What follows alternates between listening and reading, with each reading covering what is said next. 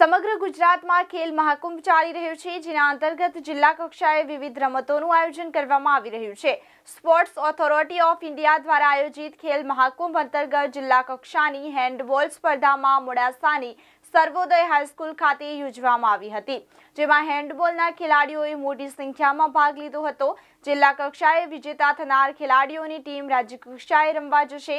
અરવલ્લી જિલ્લાના ખેલાડીઓ વિવિધ રમતોમાં નેશનલ કક્ષા સુધી પોતાનું પરફોર્મન્સ આપી ચૂક્યા છે, ત્યારે આવું જ પરફોર્મન્સ અને ઉત્સાહ ખેલાડીઓમાં જોવા મળી રહ્યો છે।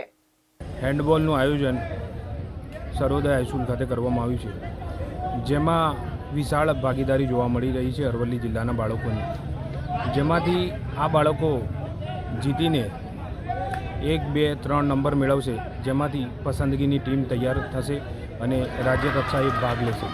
અરવલ્લી જિલ્લામાં અલગ અલગ ઘણા એવા સેન્ટરો છે, તાલુકામાં મેઘરેજ મુકામે અને બાયડ મુકામે, બિલોડા મુકામે, જે ભૂતકાળમાં પણ અરવલ્લી જિલ્લામાં હેન્ડબોલના સારામાં સારા ખેલાડીઓ રાષ્ટ્રીય લેવલે આપી ચૂક્યા છે। એમાંથી પણ હોઈ શકે છે કે આજની ટુર્નામેન્ટમાંથી ખેલ મહાકુંભમાંથી હેન્ડબોલના સારામાં સારા પ્લેયર આપણને ગુજરાત રાજ્યને મળી શકે છે। તેથી ચોક્કસ કહી શકાય, રમશે ગુજરાત અને જીતશે અરવલ્લી।